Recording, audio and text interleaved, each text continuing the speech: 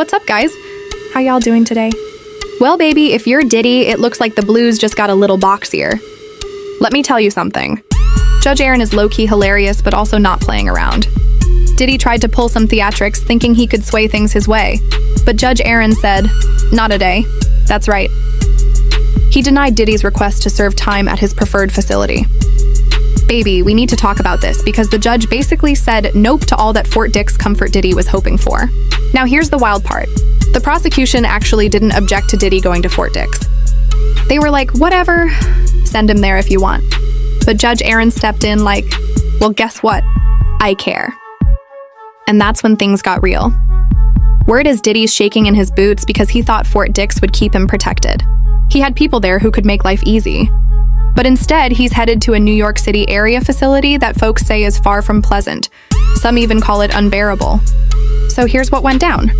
Judge Aaron basically said no to the comfort jail and kept his reasoning close to his chest.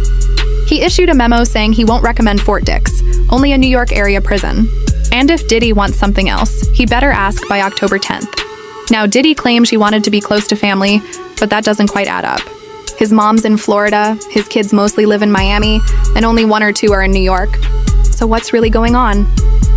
Some say it's about his connections, but others think those connections might not be too friendly anymore, especially since Diddy admitted he's been attacked and fears for his life.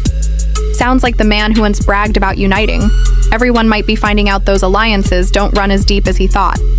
Maybe that's what real accountability looks like. Like, I think Diddy really believed Fort Dix could guarantee his safety, but Judge Aaron clearly disagreed. He straight up denied that request and told Diddy he has until October 10th to pick another facility within the US, but Fort Dix off the table. Now, why was Diddy so determined to get into Fort Dix? Well, there's actually a reason for that. When you look into what inmates and people familiar with the prison system say, especially in Facebook groups or online forums, there are about 6 federal facilities where someone serving a 4-year sentence like Diddy's might end up. One of the top picks is Otisville Camp. If he qualified, that would have been ideal. It's minimum security, has dorm-style housing, a small population, solid food, religious services, and overall it's known as one of the safest and most comfortable prisons out there. But here's the catch. Space is extremely limited, and it's reserved for low-risk, non-violent offenders. While Diddy might be considered low-risk, his case and public image make him far from non-violent in the eyes of the system. So Otisville was off the table. That's why his team pushed for Fort Dix. It's also a low-security facility with a minimum security camp. It mostly houses non-violent drug, financial, and fraud offenders. It's known for being safer than MDC Brooklyn. It has dorm-style housing, outdoor recreation, more freedom of movement, and an overall calmer environment. Plus, it's just 90 minutes from New York City, giving Diddy the perfect mix of safety, comfort, and proximity. Let's be real. Diddy probably wanted to stay close to New York to ensure his own protection. He's a high-profile inmate with money, and in prison, that can make you both powerful and vulnerable. Some folks say he could be targeted for extortion. After all, he's rich and famous. But whether the jail allows that kind of behavior or not, it's not unheard of behind bars. So in short, Diddy didn't just want Fort Dix for convenience. He wanted it for safety, control, and peace of mind. Otisville is classified as a medium security prison, which means it houses a broader mix of inmates. People describe it as low to medium risk, but it's typically meant for those serving longer sentences. And here's the thing. Inmates with longer bids often have less to lose. Their mindset is like, if I'm already doing 10 or 20 years, what's another year if I get into a fight? So while Otisville isn't chaotic like MDC Brooklyn, it still has a moderate level of violence. Plus, it's not exactly comfortable. These TUP include cells, more restrictions, and fewer programs. It's about an hour and a half from New York City, same as Fort Dix, but with far less freedom. Now, Fort Dix is a whole different story. People say it offers the best quality of life in the federal system, so much so that it's often called club fed. It's low security, dorm style, and feels more like a structured campus than a prison. That's exactly why Diddy wanted it. No traditional cells, more movement, and a physically and mentally easier environment. It's only 90 minutes from New York, which means family visits are realistic. And while Diddy doesn't have most of his family in New York, it's still within the 500-mile rule used to keep inmates relatively close to home. Other options aren't great either. Danbury, Connecticut used to be a possibility, but it's now a women-only facility. FCI Raybrook is medium security, higher risk, and located in a remote freezing area 5 hours from New York. Fewer visits, stricter routines, and less comfort. MDC Brooklyn, where Diddy's been held, isn't likely to remain his long-term spot now that he's sentenced. So when you look at it, Fort Dix was clearly the smart play.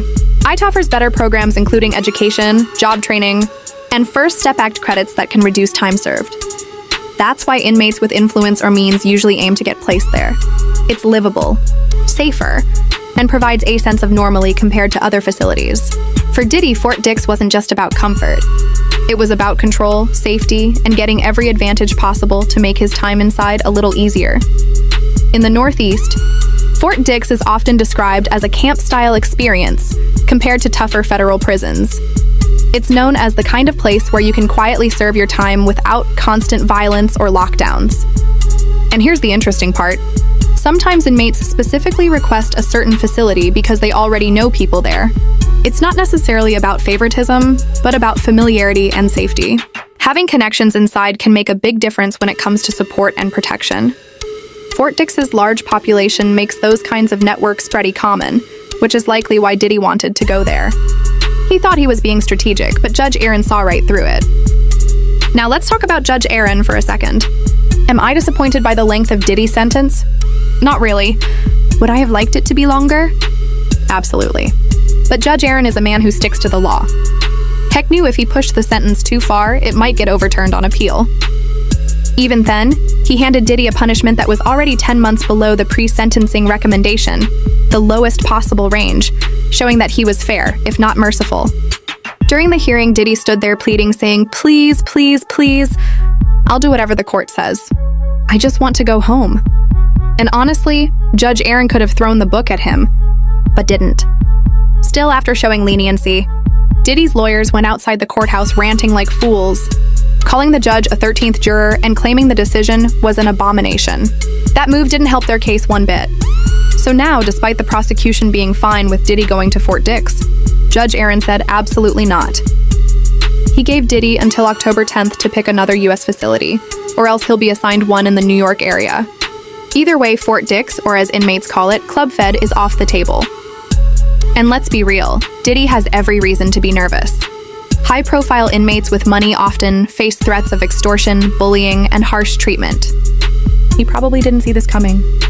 The denial, the longer stay, or the loss of control. Remember that crowd celebrating outside the courthouse thinking Diddy was walking free? Yeah, that didn't age well. Instead of heading home, he's heading into one of the roughest chapters of his life. And this time, there's no smooth talking his way out of it.